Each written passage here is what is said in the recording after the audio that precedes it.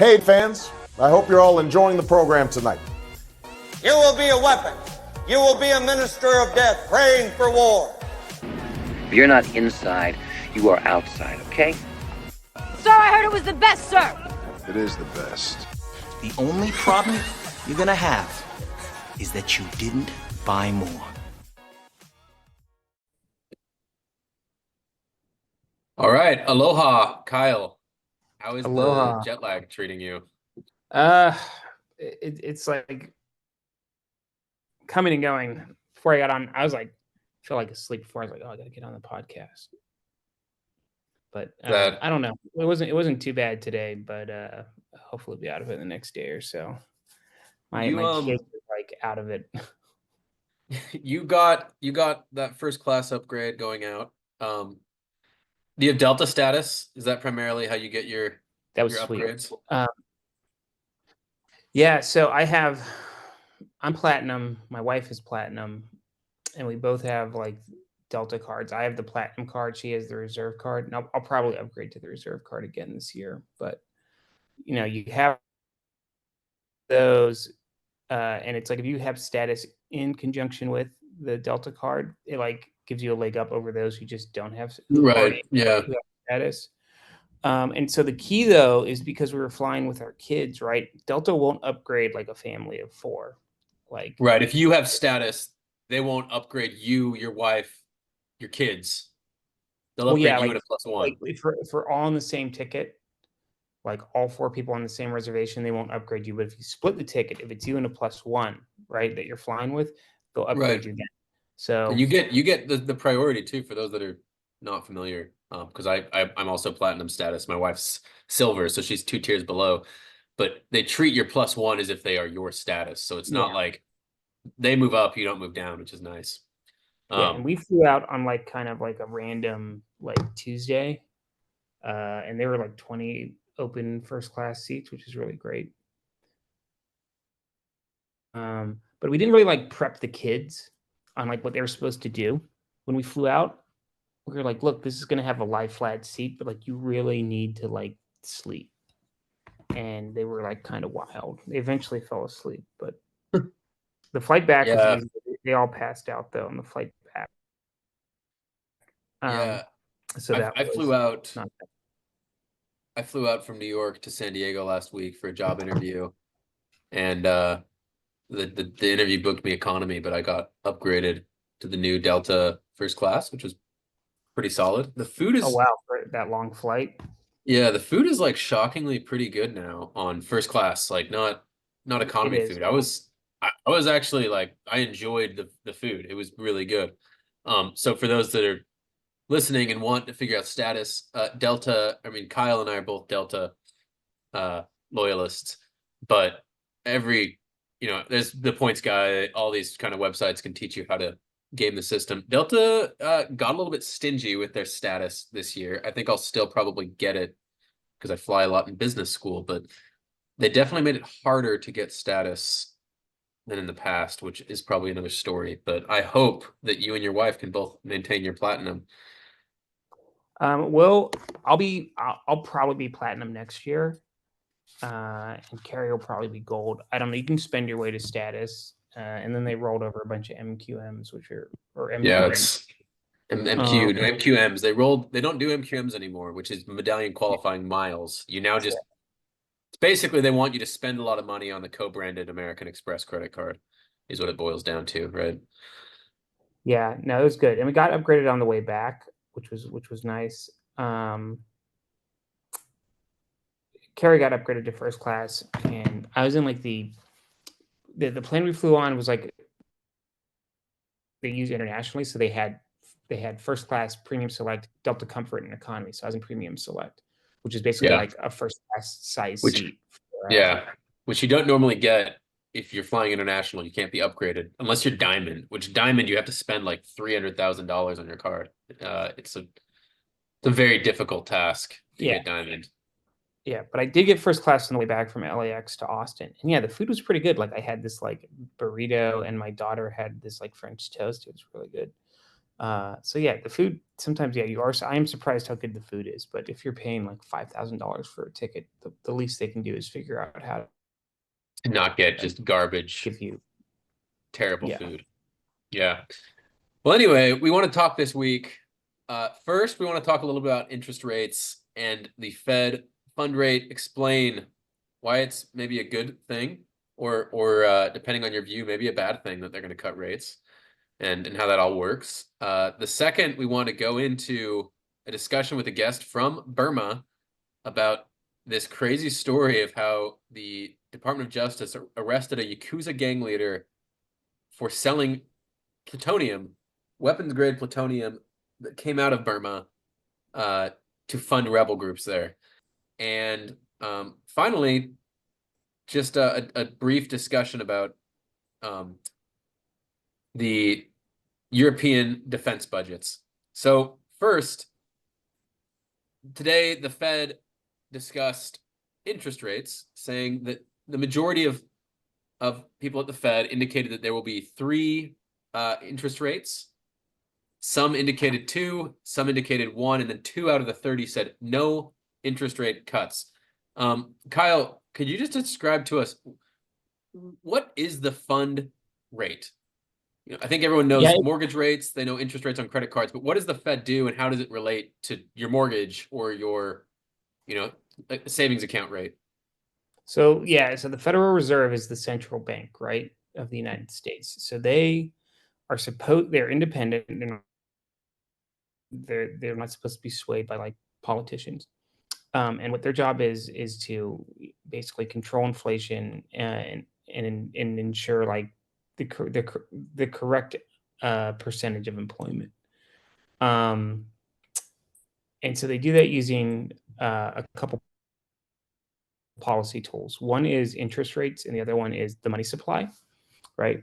So like for interest rates, right, like they lend. So like the Fed can just create money, right? When you see like the money printer memes, that's what they're talking about. Like literally, the Fed, like you hit like, in a very simplistic form, hit a button on the computer and money comes out. Like they make new dollars, and then they lend that money to banks, who then use it to lend out to folks, to businesses and people.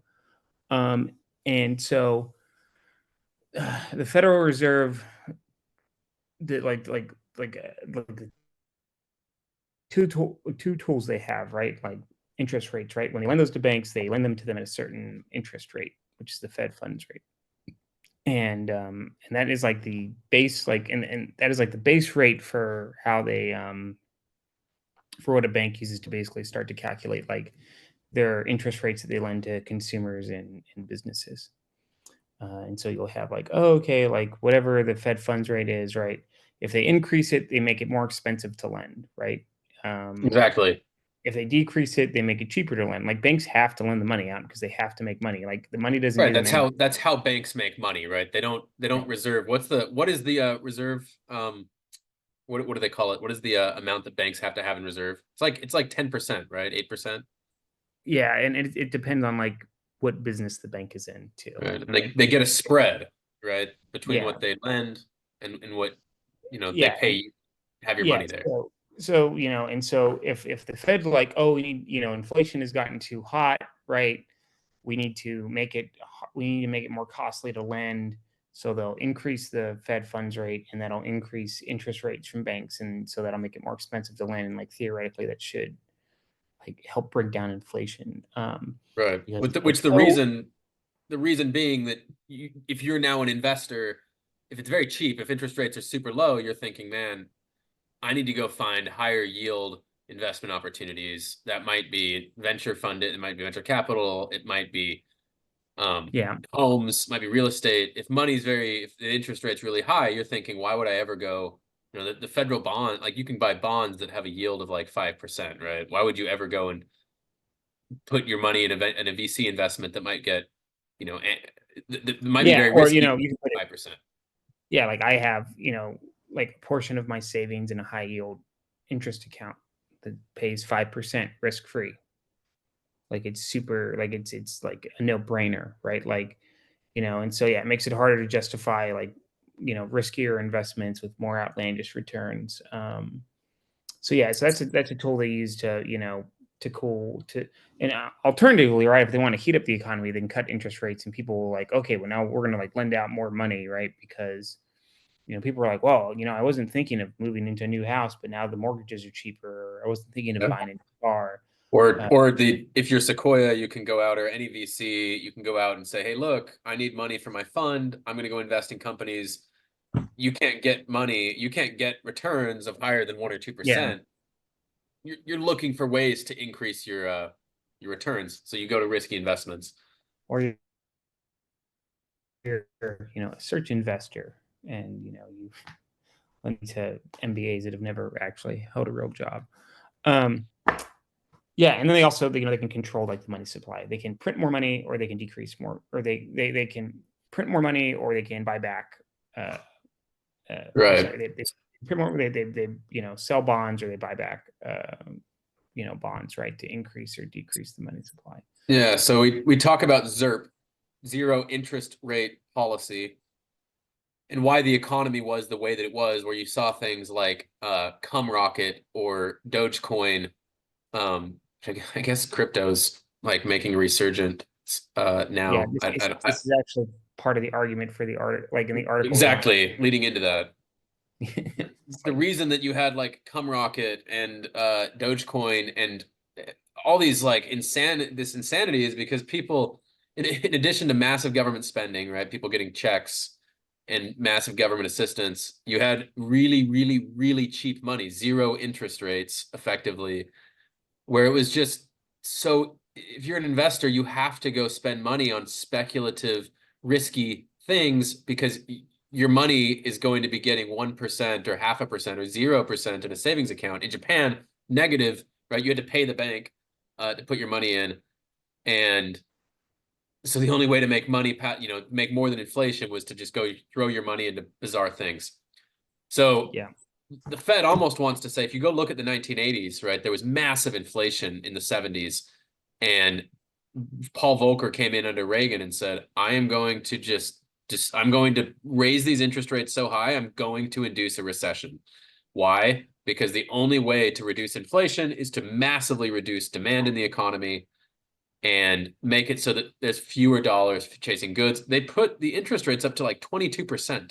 Mortgage rates were like literally 20 to 25%, which is insanity. It worked. It worked, and it brought inflation down. A big part of what the Fed is always concerned about is its credibility. And if investors don't believe they're serious about whatever monetary policy they're going down on, it's like a bit of a problem, right? And like this is the article like we want to talk about, where they're saying, oh, the Fed has signaled that it wants to do 3 rate cuts this year. And so investors are like, oh, okay, they're going to pivot. They're going to pivot now, right? Like, okay, they're going to start bringing them down. Yeah, free money's back, right? But inflation's only at like, we'd have to look at the number. It's like it's at 2.6%, right? And it's been like bumpy, like it's been coming down, but it hasn't been coming down. Like, and typically they only reduce by about a 25 basis points, which is 0.25 percentage points, right? Yeah. That's what they will bring down. So it's not like they're going to go from 5.5%, or I think it's 4.5% or so right now. Yeah. They're not going to go down to 2 in one meeting, right? They're going to like slowly test, wait, test. And inflation's like inflation's still at like 3.5%, which is like 50% higher than they want it to be, right? Target is 2.1. Yeah. They view 2% as basically like what we're in, like every year, like things should get more expensive by 2%. But like right now they're not there yet, right? And so what do they say? Like the inflation, 2% target, but like you want inflation around, you want a little inflation because it makes it so people invest, right? They can't just keep their money. It's not a bad thing. It's an Right. to invest for people to lend their money on. Right. They have to The be. worst thing is actually deflation, where now people are thinking like, why would I ever spend my money, invest, buy new things, power the economy? Because like I can sit on my cash and That's like what happened. That's what's been going on in Japan for like 30 years. But right. yeah, so There's no investment. when you read this like Wall Street Journal article, it says, the Fed chair, Jerome Powell, he showed like a lot of determination to say like, hey, we're going to reach the 2% target. They cranked up interest rates. But then they say like, yeah, core inflation is going to be higher at 2.6% this year than the 2.4 they projected in December. So inflation is higher than expected, but they're going to start to ease monetary policy. And basically what they're saying is like, well, that's a contradiction. And when I say about like, really the only thing the Fed has is its credibility. This makes it not seem credible to people in the economy who like pay attention to this sort of stuff. They'll be like, okay, well, you say you're going to battle inflation, which would signal to us that we should be tighter in like investments and spending and lending, et cetera, et cetera, et cetera, because you're saying you're gonna, we're gonna battle inflation. We're going to keep, interest rates high until this is, eased. But then you're also telling us you're going to cut interest rates and that inflation is going to be above your target. So like to investors, they'd say, well, we don't believe that you're actually going to, do what needs to be done to battle inflation. So we're going to go back to, lending like crazy and bidding up asset prices on ridiculous things, which is why you've seen, people pour money back into crypto or the Tucker Carlson coin, the Tucker Carlson coin. Right. The right. sloth. It's Bitcoin so like it's 70,000. Yeah, like it's basically like a signal from people who like mess around in the economy saying like, oh, okay, well, the Fed isn't serious about keeping interest rates high or actually battling inflation. What they just want easy money to be back in the economy for whatever reason. I don't know. They don't want to induce a recession during an election. That is the take that some people would give. I don't know how much I believe with that. The Fed is supposed to be independent, but when you look around for rational explanations, that's one of them. The other one is that people have been wrong about the Fed, and that the Fed actually knows what they're doing, right? And so this is the other explanation. This is the one that I tend to align with because I tend to have some level of faith in institutions, right? And that the everybody said, hey, the Fed cannot do this. There's no soft landing that's possible, right? The Fed basically cannot calm inflation down. By soft landing, you mean we knock out inflation without having to do like in the 80s, induce a recession and just like manually pull the emergency brake on the economy. Yeah, like induce a no shit recession and throw millions of people. And so a lot of very smart people said, no, the Fed cannot do this. That cannot have a soft landing. They're going to have to induce a recession. And then the Fed has said, hey, we see inflation for a bunch of reasons, like supply chains are tangled up, et cetera. Yes, there's too much money out there. Yes, we're unwinding our balance sheet. All these reasons. And so like from the Fed's point of view, they'd be like, well, inflation is just not one. It's not one, it's not just easy money. It's also like supply chains. It's also, the economy is still growing. There's still like the economy is still very resilient. So that is the other take you could look at is that, hey, the Fed actually knows what they're doing and that they do see a path towards, somewhere around 2%. And at the same time, they want to encourage the economy to grow and for the labor market to be healthy. And they can do this without, crashing it essentially. And that'd be the other explanation for why they say like, yes, inflation will be higher this year, but we believe that we don't need to keep it'll cool down without us keeping interest rates this high, which is people complain buy houses and stuff, right? So like, if we can reduce interest rates, maybe they can like ease the, housing shortage. I don't know.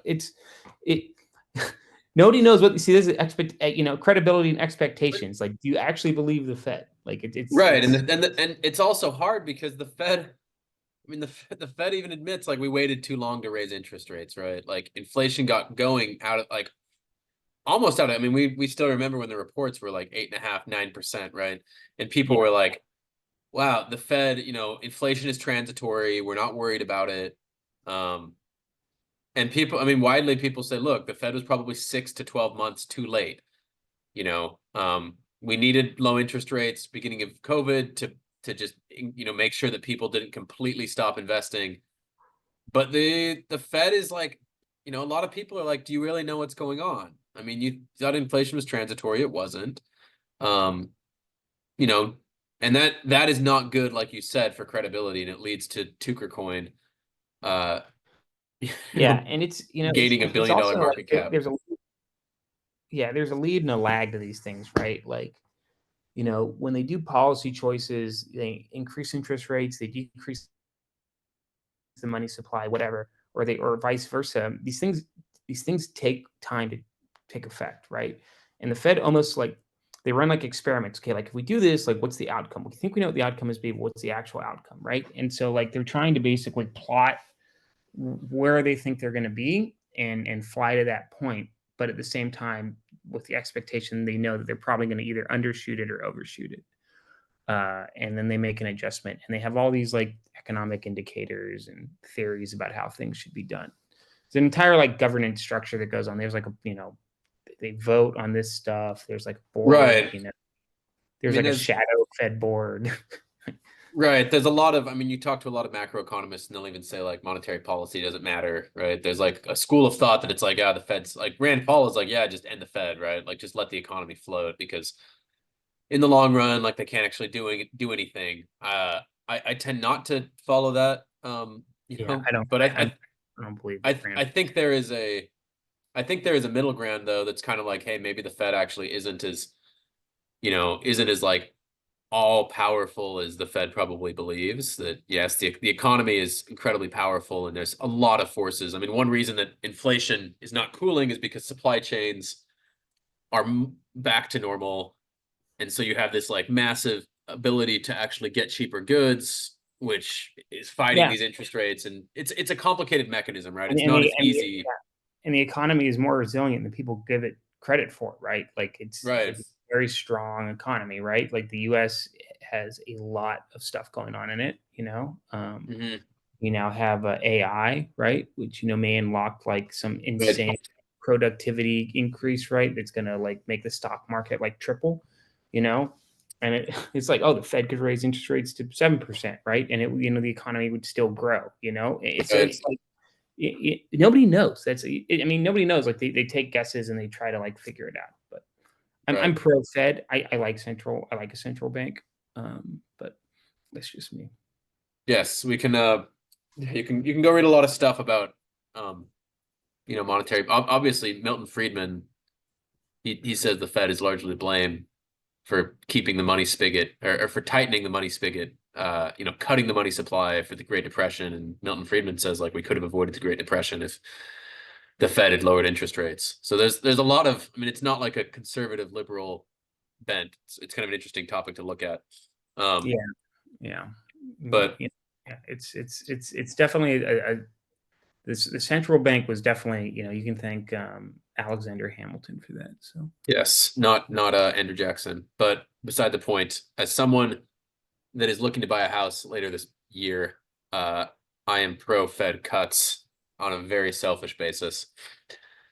Next story we want to talk about, we're going to bring on friend of the podcast, friend of the page, Roy Duya, to talk about this insane story about plutonium coming out of Burma. All right. Welcome, Roy Duya, to the pod. Roy, thank you for being with us. Do you want to introduce yourself to listeners? Yeah. Thank you so much for having me. I am Roy Duya. I'm a second-year MBA at Wharton. And prior to business school, I was working in Burma. I was an advisor for foreign investors who wanted to start their businesses or invest in existing businesses in Burma. And then the military coup happened in 2021, so I thought I might as well go back to school. So here I am.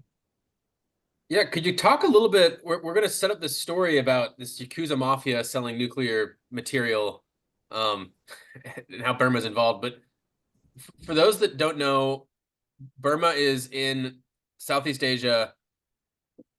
What happened in Burma in 2021?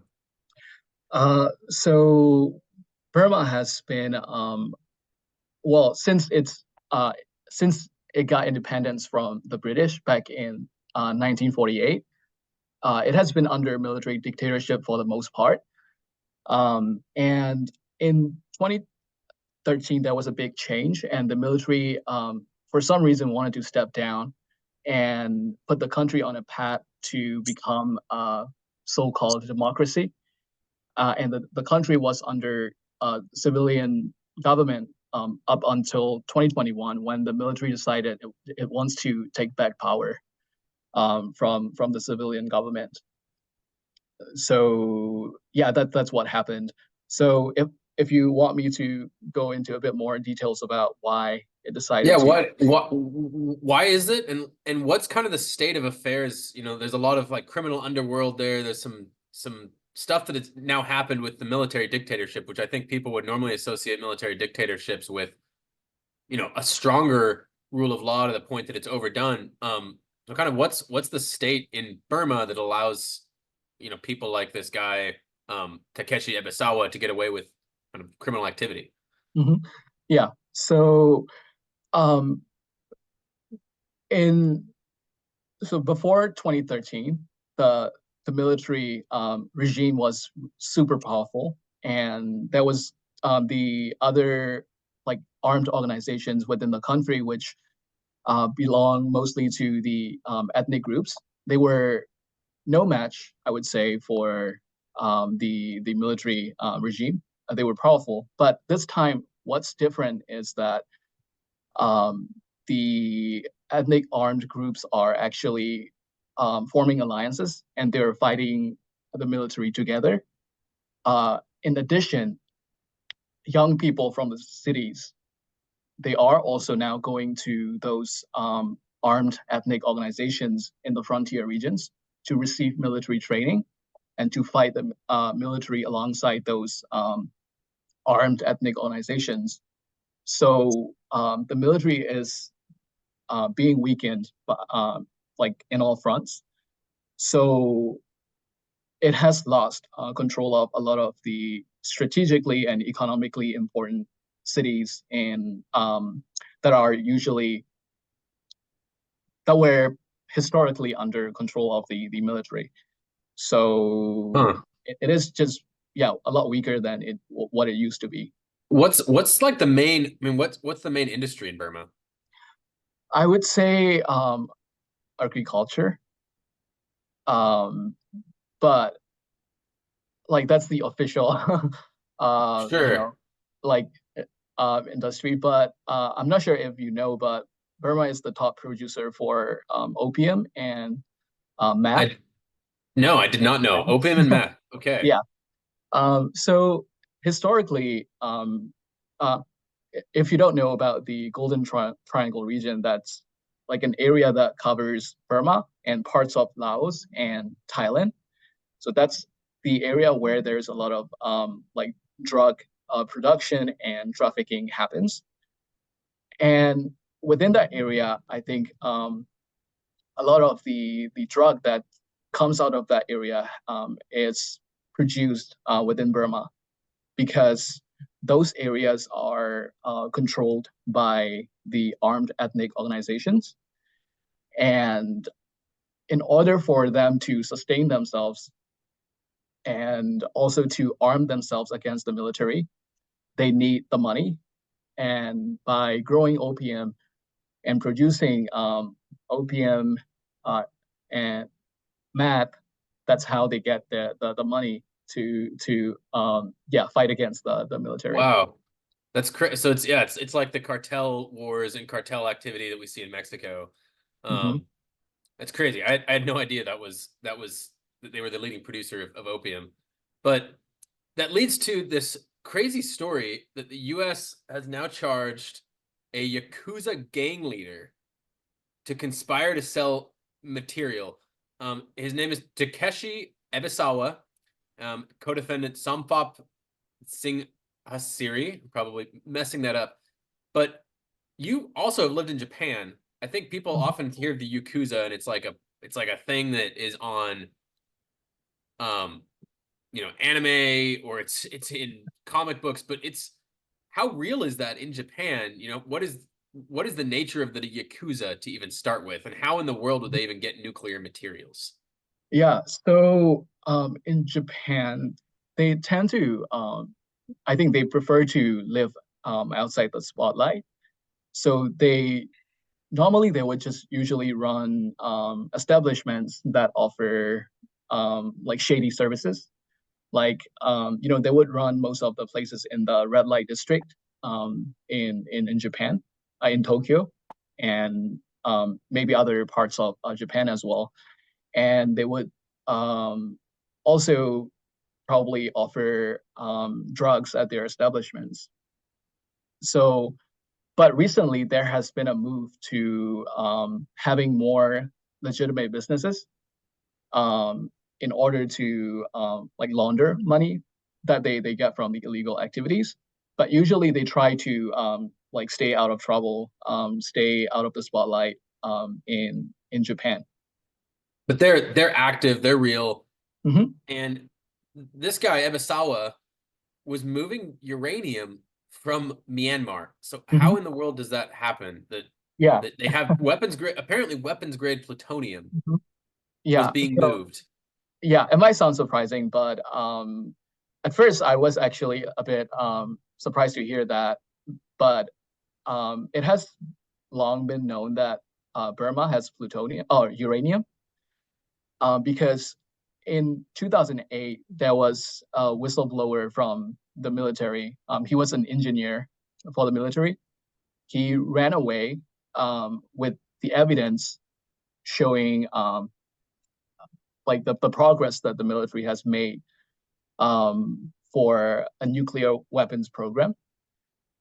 At the time, when experts saw the evidence that he showed them, they concluded that it was still in its very early stages, and that in order for Burma to for the military to become dangerous, it would need a lot of support from the nuclear experts and scientists, which they doubted Burma could get. And then the country got on the democratization process, and I think the program lost momentum. But because of that evidence from that time, like I can believe that Burma has uranium deposits, and a lot of those areas where you can find uranium in Burma, they are now under control of the armed ethnic organizations. So my guess is that they got a hold of those sites where the Burmese military was mining uranium, and now they're trying to sell it alongside the drugs that they would usually sell to all sorts of criminal organizations around the world. Yeah, and they were proposing that they would fund some of these ethnic armed minorities, right? Mhm. That you talked about. Yeah. How much of a connection is there even between? Is the Yakuza typically working with groups like this in Burma, or Yeah, what's the it is. relationship there? Yeah, it's a bit unusual. But that guy who got charged, Takeshi Ebisawa, he was actually also charged once in 2022 for doing the same. But the difference is that back then, the nuclear materials were not involved. So it was just he was just trying to sell drugs, to move drugs from Burma to the U.S. That's what it said on the DOJ website. He was charged once, so he's had, I think, a pretty significant relationship with the armed groups, some of the armed groups in Burma, but it's not that, like, I wouldn't say it's pretty usual, because like normally when drug trafficking like happens and drug goes out of Burma, gets moved to other countries, it's usually like through China and Thailand. So it's mostly like gangs in Thailand and China that are involved. But this time around, it's the Japanese Yakuza that's involved. So it's a little strange, but you know, How yeah. how concerned should we be? I mean, if this guy got caught, are there other people that are moving weapons grade plutonium out of Myanmar or out of Burma, Yeah. into other countries? I mean, to Iran or to, Yemen. I mean, any kind of place. What's the threat level of something like this? Um, I would hope that, this was an isolated incident, but that's very likely not the case because there's a lot of mining activity within the areas controlled by the ethnic armed organizations. Mm-hmm. I mean, they do have a good relationship with these organizations have a good relationship with China. And recently, China actually brokered a ceasefire deal between the ethnic armed organizations and the Burmese military. So, you can guess what kind of relationship they have. So I think China is probably getting its hands on the uranium that's being mined in Burma. Yeah. Burma, Myanmar, is that just a difference is there one word, is there one name that like the military prefers versus, you call it Burma, but obviously Yeah. on maps it says Myanmar. Mhm. Not really material to this story, but should people be Yeah. worried if they say Burma if you prefer Myanmar? Yeah, some people do have really strong opinions about, which name they use for the country. I don't mind personally, but I tend to go more with Burma because Myanmar was the name that the military regime that just decided to, they just came up with that name and they wanted they wanted to change the country's name to Myanmar from Burma. Yeah. Word has it that the military leaders at the time consulted with a fortune teller, and they probably thought that in order to like maintain their power, keep their stronghold, they should change their name, change the country's name from Burma to Myanmar. And that's the same thing that happened with the moving of the capital from Yangon to a city that's more in the middle of nowhere. It's like an invented city, right? Yeah, You can like go see these 8-lane highways that are never yeah, occupied. yeah. They're It's actually 20 lane, I think. 20-lane highways, and Yeah. there's like what 100,000 people in the city, if that. Mhm. No Yeah, one's ever on them. no one's Um, really there. It's the biggest. Yeah, I mean, you look at a map. Burma's like one of the biggest countries in Asia. Mhm. Bigger than Laos, bigger than Vietnam, bigger than Cambodia. About the same size as Thailand, but I think it's Yeah, bigger than Thailand. I think it is. Can you go there as a tourist, as an American tourist, or is it not safe? It is not. I wouldn't. Yeah, I would advise against going right now, and maybe if you really want to go, wait for a couple of years and see if things improve. But there are still like tourists who The come beautiful. in. It's a beautiful country. I mean, It's a it's beautiful country, and gigantic coastline, mhm, mountains, yeah, temples, jungles. yeah. Especially that one area called Bagan that has temples from I don't know how early, but so if you could look it up on Google, it's called Bagan. It's I would say it's the most beautiful place in the country. It's a Yeah. huge tourist attraction. Yeah, well, yeah, I just wanted to mention that so people realize, this is not a country that is like, sitting in the middle of nowhere with no economic resource. I mean, Burma is a country, I think that, you look at the areas around it, has a lot of promise. Thailand Mhm. is obviously a place every American wants to go. Everyone and Burma has almost the exact same geography, exact same Yeah, structure. The food is fairly similar, right, to Thailand. It's kind of yeah, I would say. curries. So because it is surrounded by India, China, and Thailand, you would see some influences from those countries in the cuisines, but the Burmese cuisine is still pretty distinct from Okay. yeah from those countries. Yeah, well, I mean, hopefully it does. I just wanted to mention that so people realize, this is a country with a lot of promise. But crazy story. I was shocked when I first read it that hey, there's this country that has this uranium, plutonium. You know, it's kind of scary, like you said. We hope it's an isolated incident, but like this is Yeah. the guy that got caught. How many others are there out there? You know, Yeah. these are areas of the world that have potentially major impacts that you know, most of us don't realize. So, anyway, Roy, thank you so much for coming on. If people are interested in Burma, I'm sure they can, you know, reach out to you on LinkedIn. Oh yeah, definitely. Or if they're interested in distressed debt, right? That's you're Yeah. you're now a man of the United States. Yeah.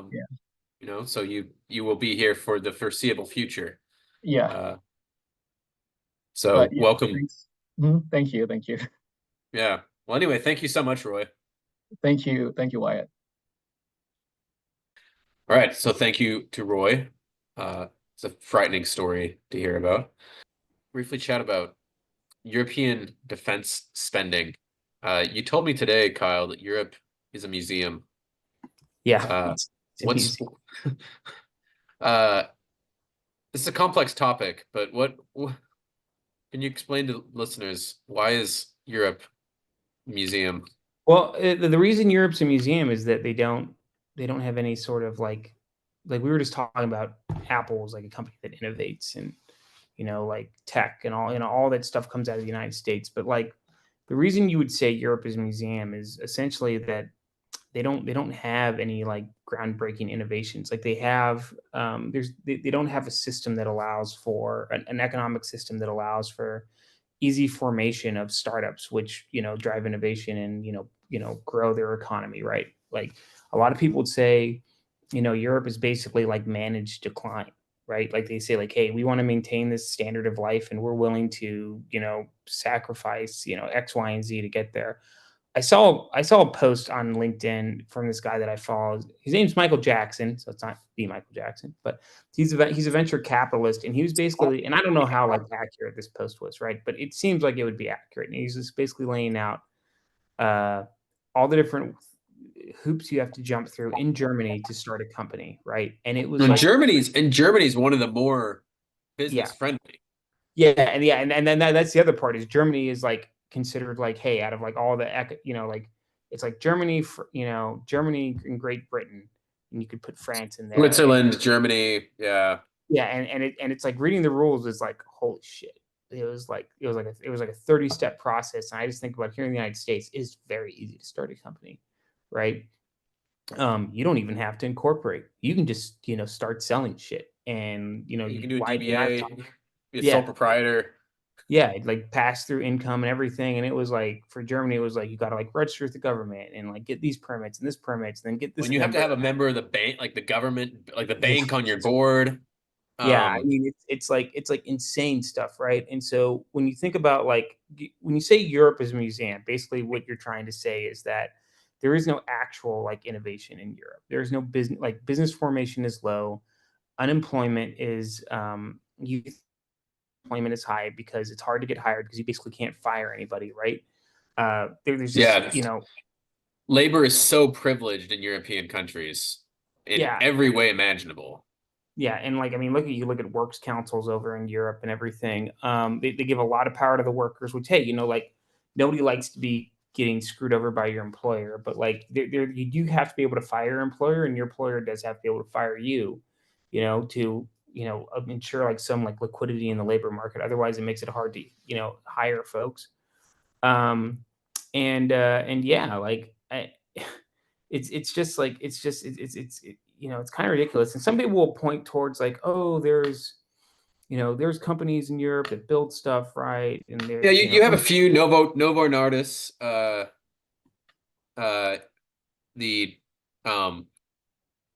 the Ozempic creator, right, in Denmark. Like Denmark would yeah, have had a recession. There are some, right? It's not like Europe is just completely devoid of any kind of innovation. And Germany, most large machines are still oftentimes made in Germany, but yeah, but like I they're mean, made by like incumbent players, right? There's nobody right. that's starting new, right? There's no, No, you know, there's not a startup culture.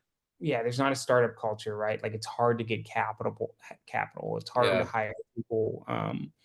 You know, so it's not, that's what you say, like Europe's museum, like all people do is, you know, they have like, you know, relaxed lifestyles, is really pretty, but there's no, there's good food, but there's no like it's hard to improve yourself in Europe. Well, and one thing that's really enabled this, and today in the Wall Street Journal, there's an article, Europe's social spending likely faces cuts. Yeah. The reason being that government, so government non-defense spending has to be shifted to defense. This was largely a result of Vladimir Putin deciding to roll into Ukraine and waking Europe up to the threat. But really, when you look back at kind of this Pax Americana, right? Like the idea that we have this amazing world peace where we have global trade and the oceans are secure, that the air is secure, oftentimes well, not oftentimes, but completely enabled by the fact that after World War II, America said, Europe, like, you've made a mess of yourselves the past 40 years.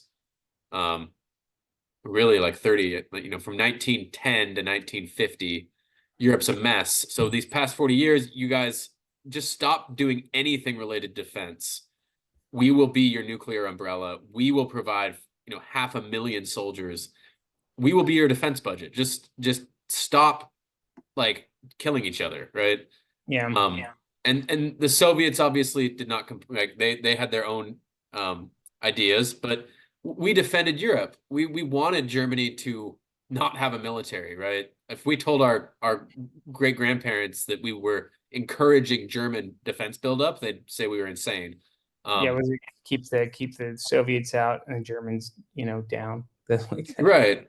I mean, there were a lot of like legitimate U.S. policymakers that were like, oh, we should make Germany like unable to ever rebuild them. Like they should never have a military ever again, right? Because they wrecked the world 2 times over in the space of 30 years. To just like never arm them again. Before that, you could look at, Napoleonic Wars. You could look at the 100-Year War. Basically, Europe being a peaceful continent was one without. There was not a long history of peace in Europe, right? And so the idea is that, like, hey, as part of the World War II, peace, we should basically make it so they don't fight each other and help them become like a modern part of society. Of course, now the problem is like, yes, now, we subsidize them. They have, like we said, it's a museum, they have a lax lifestyle. And how when the Cold War ended and it was like, oh my gosh, we no longer even have an enemy at the gate. The end of history from Francis Fukuyama. They just kind of felt like, wow, we don't ever have to even worry about defense spending. Like anyone, we can just have this massive peace dividend. And to put that in the context of the U.S., right? Like when you think of the U.S. government budget, it's actually 3 things, like 98% of it or something. It's defense. It's defense spending. It's Social Security and it's Medicare. It's mostly Social Security and Medicare, especially with growth. If you look at the U.S. government budget, it's those 3 things. And so think about that in terms of the Europeans. Only you're taking out the defense part, most of it. Yeah. Right. And they have all that other money to spend on, I don't know, stuff. Vacations. Well, and a lot of the economies don't grow either. And that's the other crazy thing is like Italy, beautiful place, right? Mm-hmm. Amazing place for food. You spend like more than a week in Italy and you realize that the homes are very small. It is not a rich country. Italy's GDP per capita is like a third of Alabama. Yeah. And it hasn't grown. Like Italy went 2021 was the first year in about 2 decades that there was any GDP growth in Italy. Yeah, and you meet people, especially in your MBA programs, right, from Europe or other countries, and they don't want to stay in Europe. They want to come here because they know they're like, well, the opportunity to make money is here. The opportunity to have to improve their lifestyle is here, right? Every European except for the Swiss.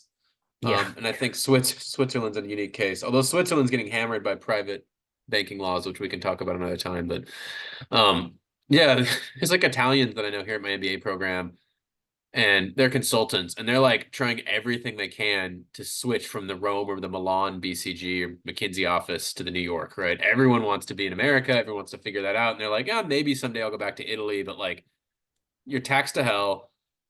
the wages, like you can go look up like the wages for, Yeah, they're way you know, less. MBB or for, you know, Goldman in Europe, way less. It's like half.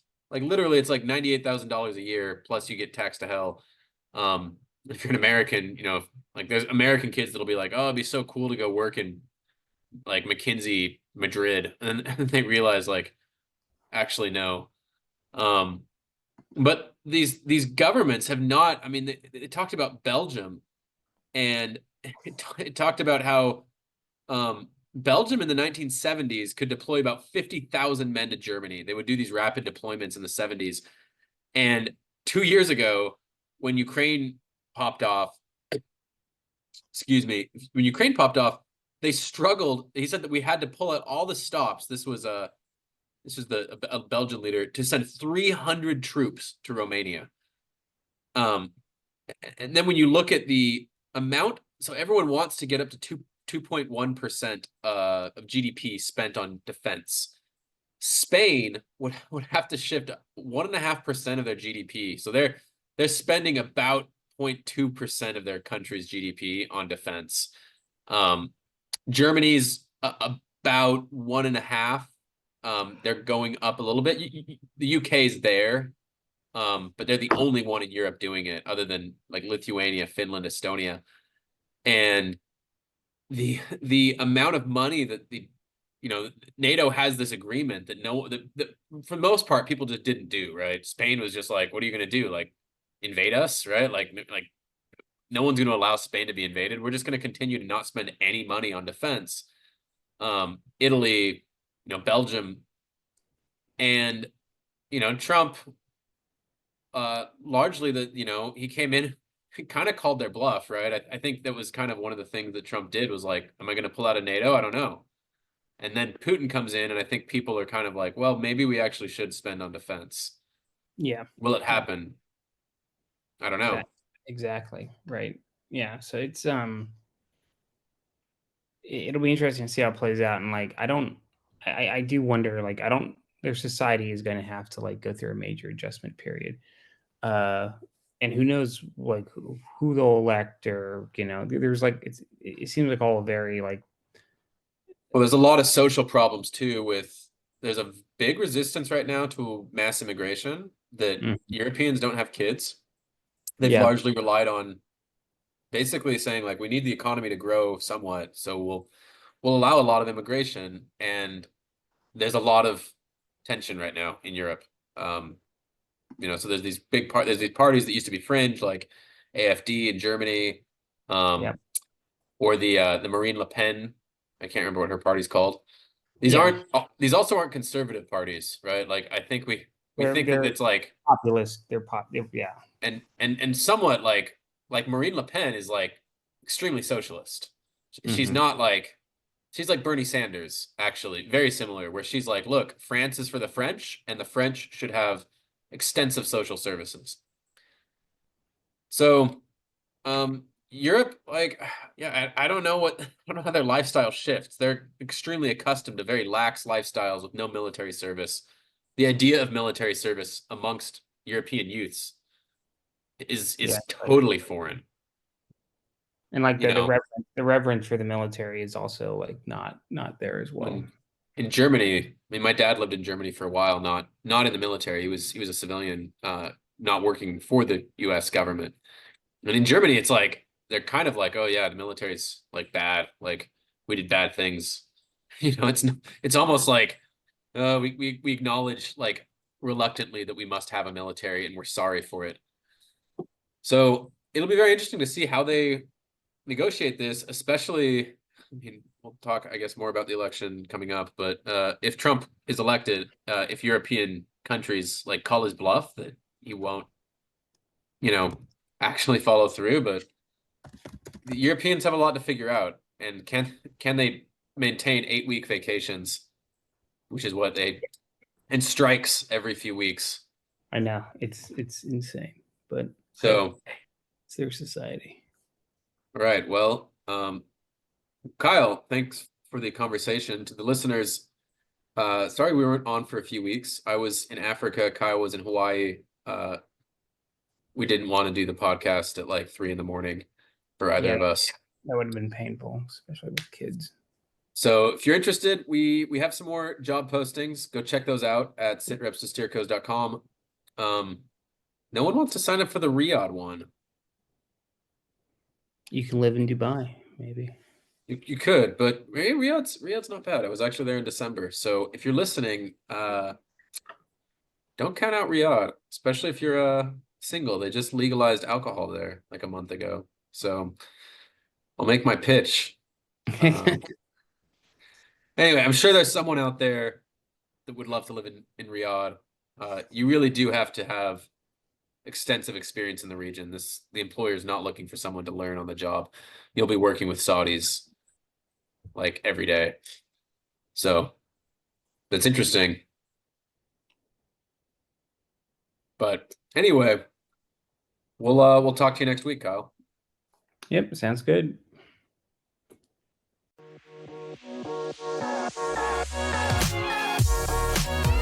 And I'm not talking about some $400,000 a year working Wall Street stiff flying first class and being comfortable. I'm talking about liquid.